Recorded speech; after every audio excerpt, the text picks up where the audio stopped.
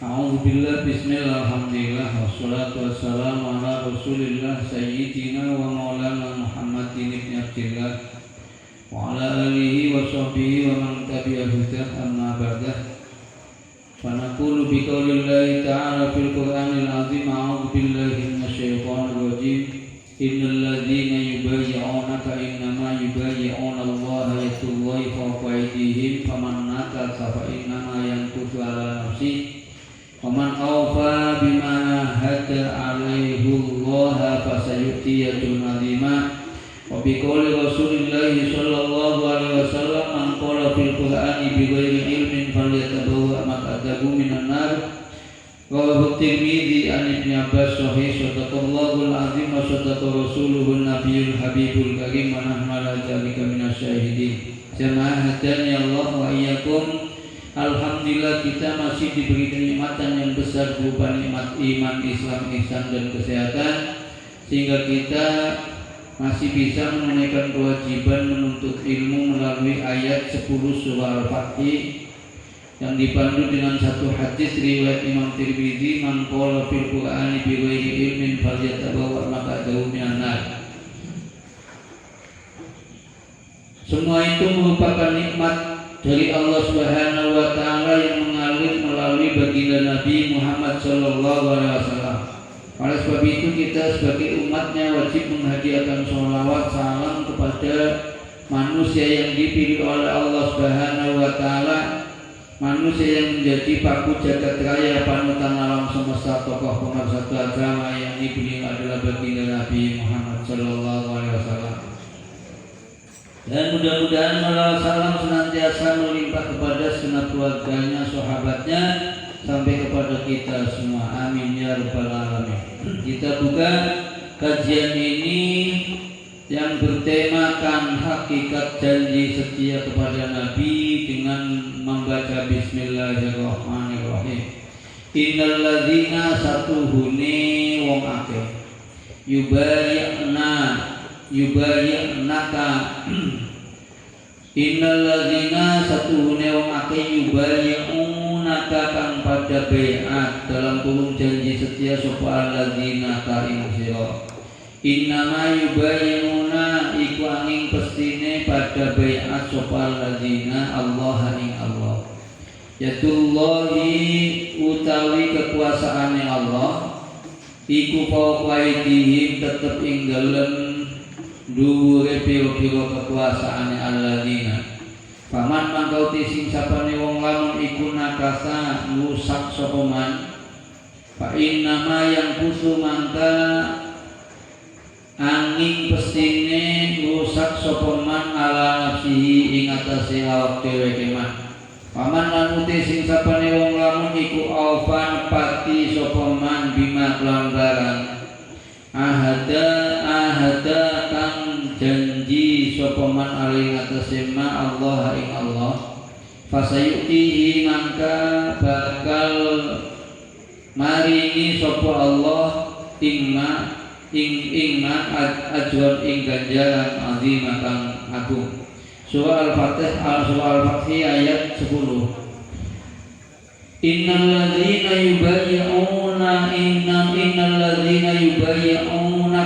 innama yubayyi'una Allah. Sesungguhnya orang-orang yang berjanji setia kepadamu ialah sungguh mereka berjanji kepada Allah. Yadullahi fawqa aydihim. Kekuasaan Allah di atas kekuasaan mereka. Faman nakasa fa innama yankusu ala nafsihi.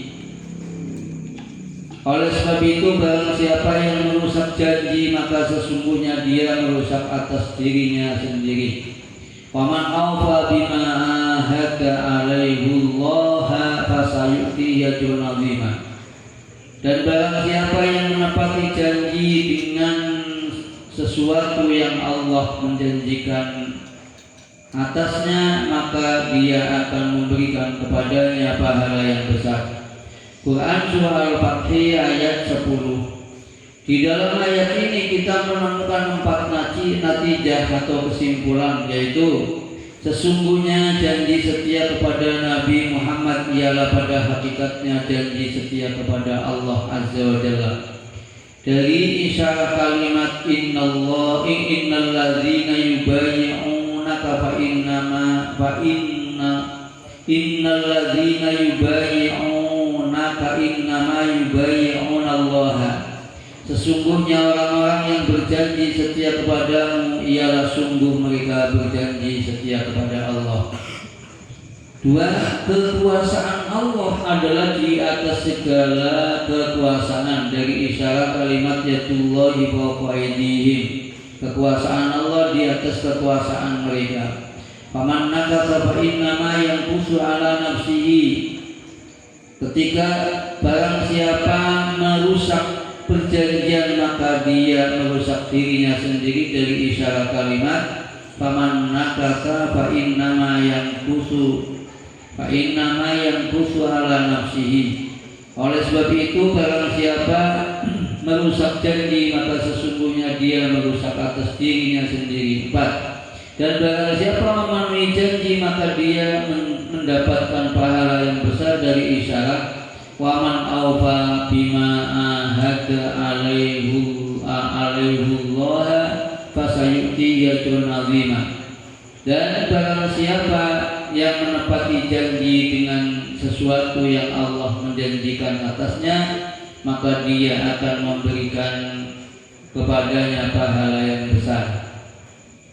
Kalimat yadullahi fawqa aydihim, kekuasaan Allah di atas kekuasaan mereka, menurut disiplin ilmu badi ialah dinamakan badi iham, keindahan bahasa dalam menghayalkan, garis miring mengangan-angankan arti, atau disebut badi tauriyah, keindahan bahasa dalam menyembunyikan arti, yang menurut Ubudul Juman ialah sebagai berikut: wa minhul ihamu wa yudat tauriyah wa fadlu dhanna asummataliyah itlaqula fi syirkatin wa yuqsadu baituhu fatawatan yujarwatu. Sebagian dari batik maknawi ialah batik iham dan dinamakan batik tauriyah, sementara ulama ahli ilmu batik adalah mengunggulkannya pada macam ini. Lalu yang mengiringinya ialah mengucapkan lafal yang bersekutu antara makna dekat dan makna jauh, dan yang dimaksudkan adalah makna jauhnya. Lalu suatu saat dikosongkan. Artinya batik tauriyah ialah lafal yang mempunyai makna dekat dan makna jauh, sementara makna dekatnya lafal yadullahi adalah tangan Allah, sedangkan makna jauhnya ialah al-qudratu, kekuasaan. Dan yang dimaksudkan adalah makna jauhnya, karena Allah tidak terdiri dari kami dimensi. Dengan dalil walam yakul lahu kufuwan ahad, walam yakun, dan tidak ada lahu kepadanya kufuwan, menyamai, ahadun, suatu apapun. Dengan dalil walam yakul lahu kufuwan ahad, dengan tinjauan disiplin ilmu makulat, maka mestinya maknanya yadullahi fawqa aydihim bukan diartikan tangan Allah di atas tangan-tangan mereka, bukan. Karena apa? Allah Ta'ala tidak seperti makhluknya. Allah Ta'ala tidak terdiri dari dimensi. Dengan tinjauan, dengan dua tinjauan disiplin ilmu batik dan ilmu makulat ini, dengan dasar disiplin ilmu batik ini, kita mudah-mudahan tidak termasuk dalam ancaman hadis berikut ini. Man qala fil Qur'ani bi ghairi ilmin falyatabawwa maq'adahu minan nar. Rawahu Tirmidzi an Ibnu Abbas sahih. Barang siapa berbicara di dalam Al-Qur'an dengan dasar tanpa disiplin ilmu, maka hendaknya dia menyiapkan kedudukannya dari api neraka. Hadis riwayat Imam Tirmidzi dari Ibnu Abbas, hadis sahih. Materinya cukup lumayan, dan untuk bisa memahami hal semacam ini berarti setiap kalimat, karena tinjauannya dengan dasar pemikiran hikmah kamilah, setiap kalimat itu mempunyai arti. Likulli kalimatin natijatun, setiap satu kalimat ada kesimpulan. Wa likulli natijatin takhulukun, setiap satu kesimpulan ada tuntutan akhlak. Kalimat innal ladzina yubayyi'una Allah yubayyi'unaka innal ladzina yubayyi'unaka innama yubayyi'una Allah.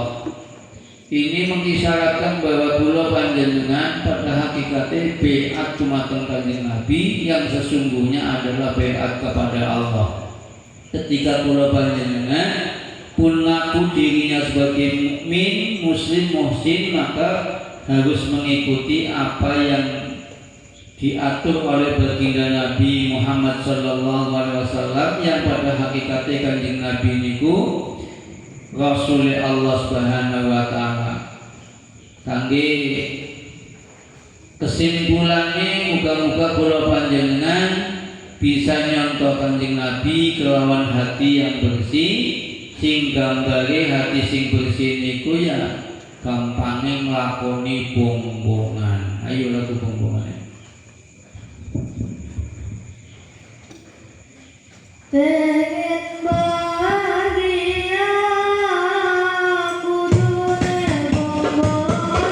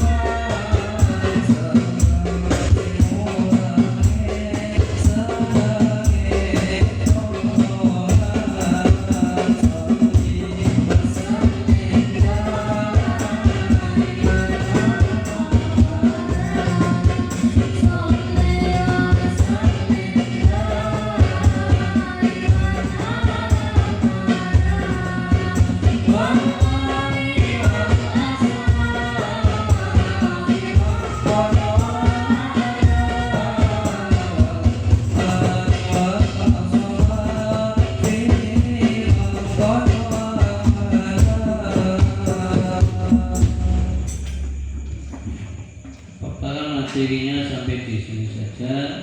Saatnya menjawab pertanyaan baik melalui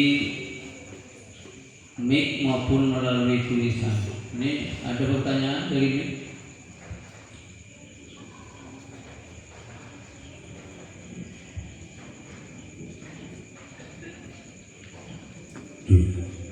Monggo.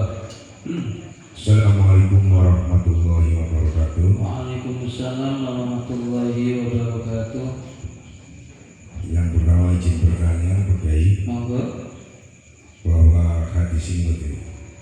Barang siapa berbicara di dalam Al-Quran tanpa dasar disiplin ilmu, maka hendaknya dia menyiapkan kedudukannya di api neraka. Ini sangat mengerikan sekali buat saya karena kalau tidak dengan ilmu luar biasa. Ini ilmu Al-Quran itu ayat mutasyabihat atau ayat muhkamah Pak Kiai? Apa semua ayat itu Pak Kiai? Itu yang pertama Pak Kiai. Dan yang kedua, ini untuk khusus malam hari ini saya ucapkan selamat milad buat Bapak Kiai Syekh Ahmad Misbahul Munir. Mudah-mudahan diberkahi Allah SWT, panjang umur, kesehatan, amin, dan tentunya rezekinya mudah dan berkah selalu. Amin ya rabbal alamin. Terima kasih Pak Kiai. Assalamualaikum warahmatullahi wabarakatuh. Waalaikumsalam warahmatullahi wabarakatuh. Hadis ini mangkola fil Qur'ani bi ghairi ilmin falyatabawa maq'adahu minan nar. Dalam Al-Quran itu ada yang namanya ayat muhkamat, ada ayat mutasyabihat. Ayat muhkamat itu apa? Ayat yang lafalnya jelas. Alhamdulillahirabbil alamin. Alhamdulillah segala puji lillah bagi Allah Rabbil alamin yang mengatur alam semesta. Itu namanya ayat muhkamat. Ayat yang maknanya jelas. Nah, kalau ayat yang mutasyabihat seperti Alif Lam Mim, Yasin itu ayat mutasyabihat, termasuk ini yadullahi fawqa aydihim. Yadullahi fawqa aydihim ini termasuk ayat mutasyabihat. Makanya perlu disiplin ilmu. Kalau ayat muhkamat itu juga perlu menggunakan berbagai macam disiplin ilmu, akan tetapi jelas, lugas bahasanya berbeda dengan ayat mutasyabihat. Ayat mutasyabihat seperti ini, yadullahi diartikan tangan Allah. Masa sih Allah punya tangan? Oh. Sementara Allah tidak terdiri dari dimensi sesuai dengan tinjauan disiplin ilmu makulat. Makanya ketika kita memberikan pemahaman yadullahi diartikan kekuasaan, berarti di sini ada disiplin ilmu lain, yaitu menggunakan disiplin ilmu badi namanya. Badi itu keindahan bahasa. Keindahan bahasa dari sisi makna, keindahan bahasa dari susunan kalimat. Ini badi maknawi, susunan keindahan dari sisi makna. Yadullahi diartikan kekuasaan Allah, dinamakan badi tauriyah. Ketika ada satu lafal mempunyai dua makna, yakni makna jauh dan makna dekat, itu dinamakan badi tauriyah. Wallahi wali tauriyatan itu arti yang sesungguhnya. Tauriyah itu tersembunyi. Jadi makna tersembunyi, keindahan makna tersembunyi di balik yadullahi, yaitu apa? Kekuasaan Allah. Ini dua disiplin ilmu. Jadi kesimpulannya, berbicara tentang Al-Quran maka harus dengan berbagai macam disiplin ilmu. Lah kalau nggak ngaji, lah itu bahaya. Tapi kalau taksi ngaji sih telepon pakai nggak apa-apa. Dengan berbagai macam disiplin ilmu kan masih dalam bimbingan kita, masih dalam bimbingan dengan pemahaman apa ala usul fikihnya. Makanya Al-Quran itu perlu yang namanya ijma dan qiyas. Sekiranya apa pakai Nabi Muhammad telah dibekali wahyu Al-Quran untuk membenahi semua umat agar berbudi luhur serta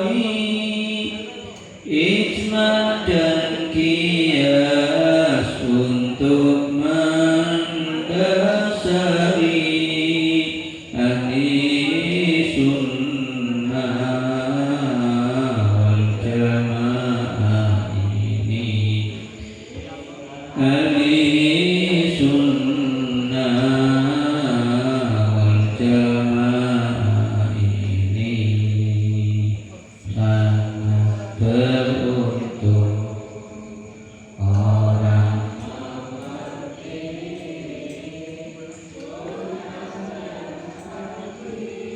dengan teliti lantaran dia bisa menjalani kebaikan bersihnya hati, kebaikan bersihnya hati. Saya menuliskan syair seperti ini memang dengan supaya dipahami bahwa Al-Quran itu membutuhkan tinjauan ijma, kesepakatan ulama. Lah, bagaimana caranya dengan tinjauan kesepakatan ulama? Yaitu dengan disiplin ilmu. Bahasa mangkola fil Qur'ani bi ghairi ilmi, kan ini berarti tanpa disiplin ilmu. Lah, kalau mangkola fil Qur'ani bi ilmi kan berarti tidak menyalahi dong. Nah, disitulah saya membuat siiran itu supaya Al-Quran ini bisa dipahami dari al-ijma, kesepakatan ulama dengan berbagai macam disiplin ilmunya.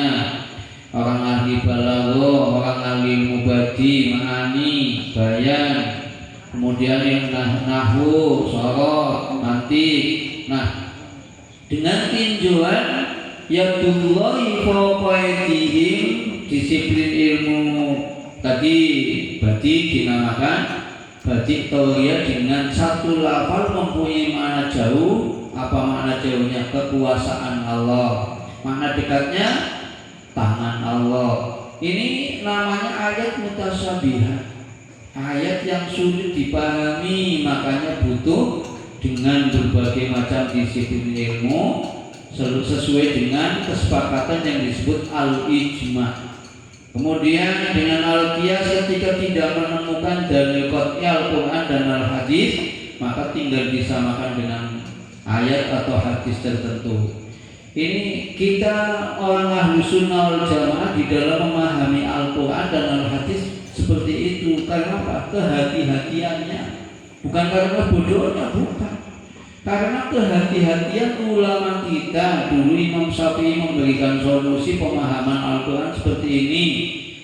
Makanya dengan ancaman mangkola fil Qur'ani bi ghairi ilminya, mestinya kalau kita merasa takut menerjemahkan Al-Quran, menyampaikan Al-Quran, ya kita harus mau ngaji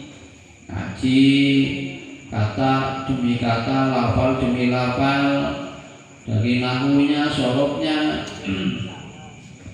Insya Allah dengan berbagai macam disiplin ilmu, maka kita tidak akan tersesat. Kesimpulannya memang menakutkan hadis ini, tapi intinya kita harus merasa dituntut untuk minimal menguasai ilmu nahwu. Walaupun ilmu nahwu itu pembahasannya hanya akhir kalimat saja.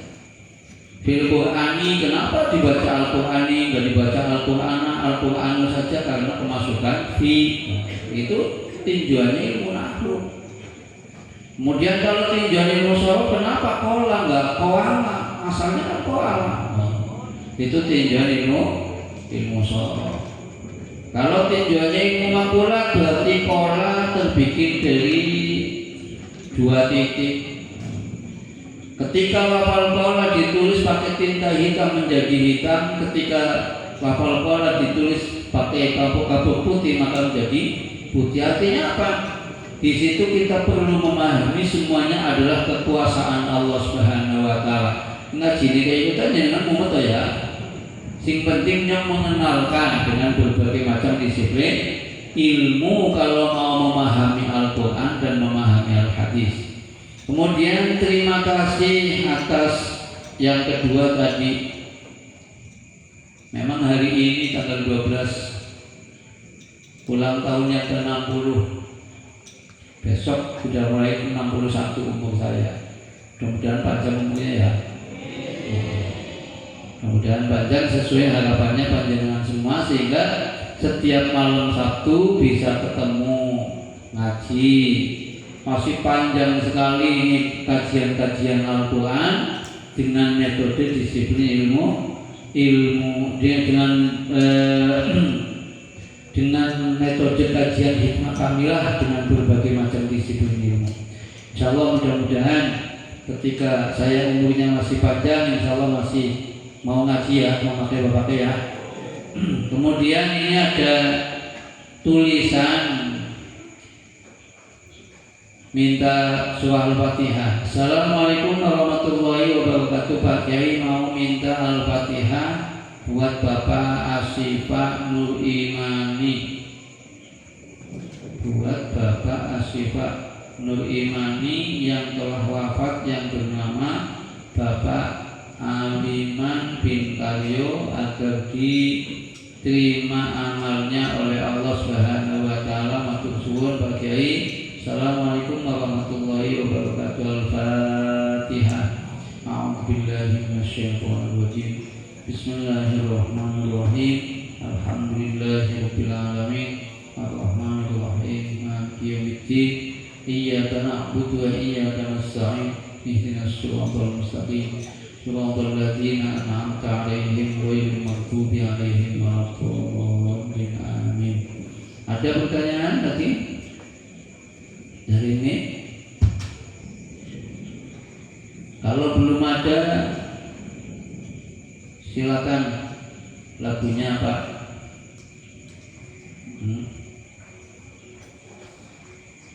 Sambil nunggu pertanyaan. Mohon maaf sebelumnya, ini dapat amanat dari Umi Jamilah minta request sholawat Mabruk Alfa Mabruk buat Ayang Beb yang sekarang sedang berulang tahun. Semoga beliau panjang umur, sehat selalu. Amin ya rabbal alamin. Mabruk alfa mabruk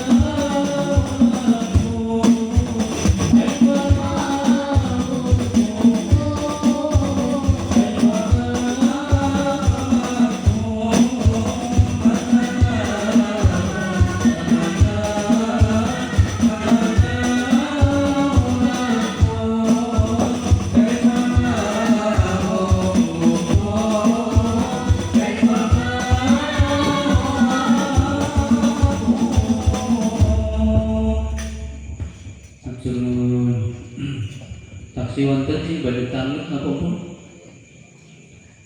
Mike niki wonten sing badhe tanglet. Mic-nya ada. Ini ada yang mau tanya. Jangan.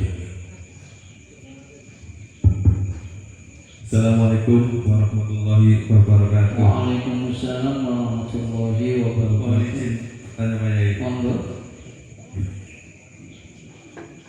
Ini mungkin pertanyaan ini lepas dari tema. Iya, bebas pertanyaannya. Mengapa baginda Nabi tidak sakti, Pak Yai? Tidak sakti. Iya. Oh, iya. Karena di beberapa riwayat ini waktu perang itu Luka. ibunya sampai tanggal, kemudian luka. Dibanding dengan nabi-nabi yang lain kan jatuh Pak Yai. Iya. Ya Nabi Isa atau mungkin Nabi Musa itu kan ya sampai laut pun dibilang. Jadi pertanyaannya, rahasia apa yang ingin Allah sampaikan kepada umatnya? Iya. Itu saja Pak Yai. Assalamualaikum warahmatullahi wabarakatuh. Waalaikumsalam warahmatullahi wabarakatuh. Baginda Nabi memang tidak sakti. Walaupun baca laqad ja'akum tetap saja luka. Kalau umatnya kan yang pada puasa laqad ja'akum anti bacok. Anti bacok itu laqad ja'akum 2 ayat itu. Itu santri-santri yang mengamalkan laqad ja'akum akhir surah Taubah itu dibacok nggak mempan. Tapi kenapa baginda Nabi luka? Baginda Nabi itu adalah manusia biasa. Jadi ketika Allah Ta'ala nggak menghendaki baginda Nabi sakti, ya nggak sakti. Tapi ketika baginda Nabi Allah Ta'ala menghendaki sakti, ya saktinya luar biasa. Baginda Nabi itu kan laula kalama falaktul aflak. Laulaka kalau bukan karena kamu Muhammad, laulaka kalau bukan karena kamu Muhammad, lama khalaqtu niscaya aku tidak menciptakan al-aflaka alam semesta. Itulah makanya baginda Nabi tidak sakti, tidak seperti orang yang punya batara karang. Orang yang punya batara karang itu dibom saja nggak mempan, baterai setan bagaimana? Jinnya itu bentengnya luar biasa, yang membenteng itu jin semua.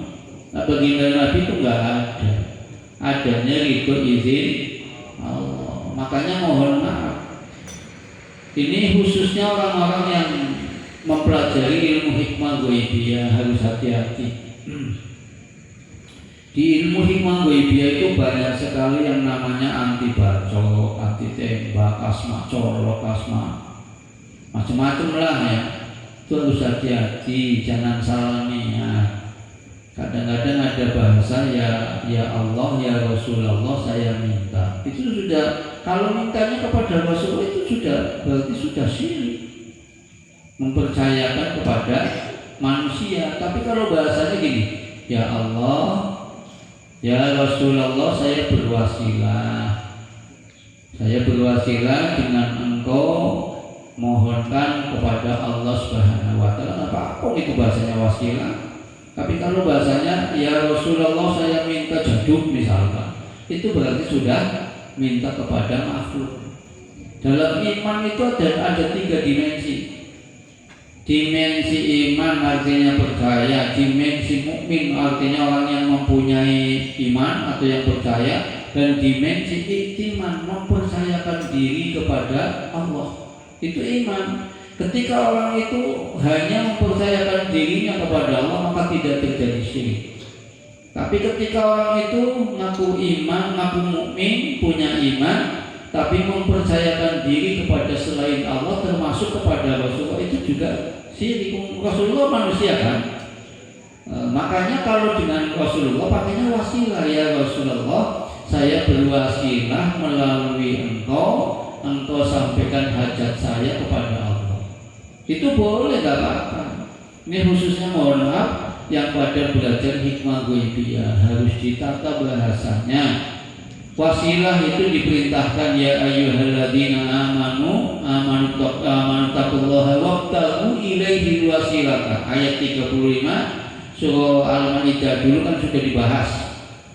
Nah, kalau wasilah monggo. Jadi intinya baginda Nabi tidak sakti karena baginda Nabi itu adalah contoh semua manusia yang pada hakikatnya manusia itu terdiri dari darah daging dan tulang ya. Itu rapuh, tidak punya kemampuan apapun. Punya benteng yang kuat itu karena ridho dan izin Allah. Bisa dipahami ya? Wonten lagi pertanyaan? Monggo.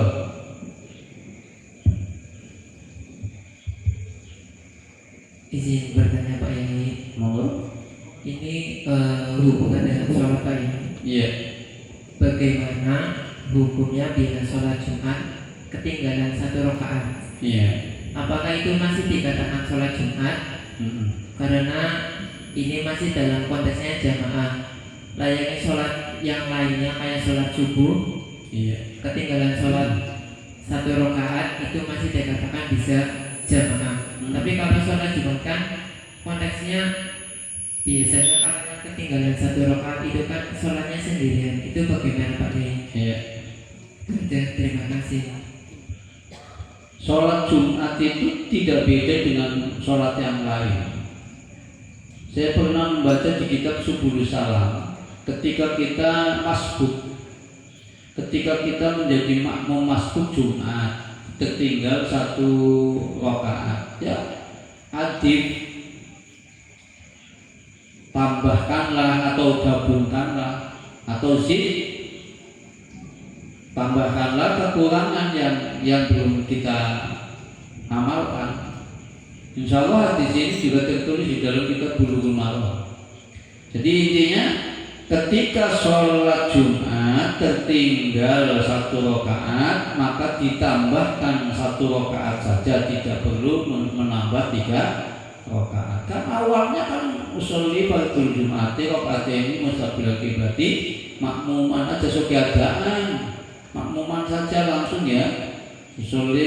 Usolli fardhu Jum'ati rakaat ini mustaqbil kiblati makmuman. Niatnya kan 2 rakaat, masa mau ditambah 3 rakaat? Berarti menjadi sholat zuhur, ya nggak sesuai dengan niat kan?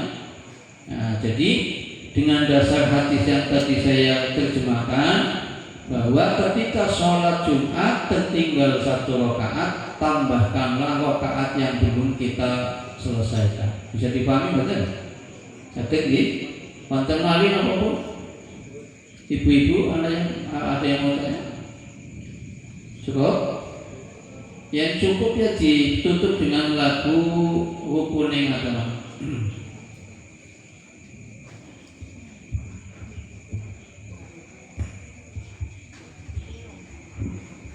Rukun agama iku nduweni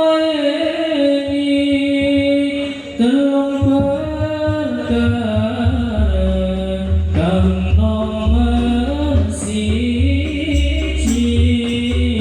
iman pindhone Islam muli telune Insan kepiawon hati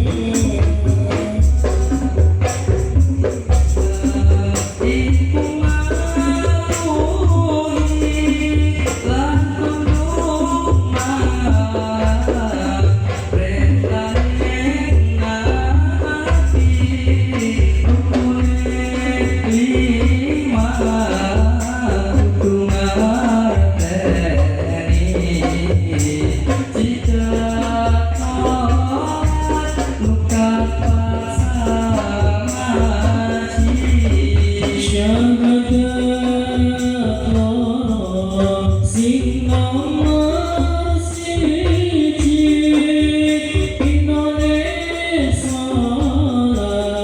kelawan hati kang ikhlas terune segatuli Papa puasa imane haji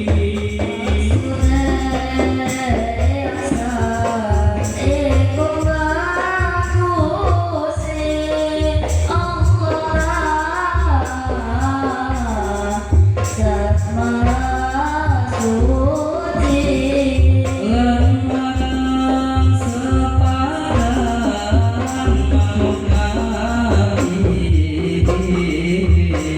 Sokone anake kanjeng nabi La ilaha illallah Muhammadur Rasulullah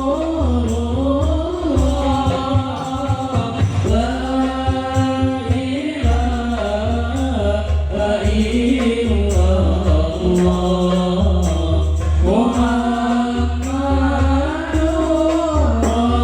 Rasulullah. Alhamdulillah kita telah menyelesaikan kewajiban kita menuntut ilmu di hari ini. Mudah-mudahan dari awal dari Gus Fadilal Gilmani membaca kitab fikih, mudah-mudahan dari awal hingga akhir ada salah satu ilmu yang melekat di dalam hati kita. Kita bisa mengamalkannya dan kita bisa berakhlak dengan akhlak-akhlak baginda Nabi, sehingga kita kelak bisa berjumpa dengan baginda Nabi dan mendapatkan syafaat dari beliau. Untuk akhirnya Allahul Jalil Al-Hakil Aqwamisabil. Assalamualaikum warahmatullahi wabarakatuh.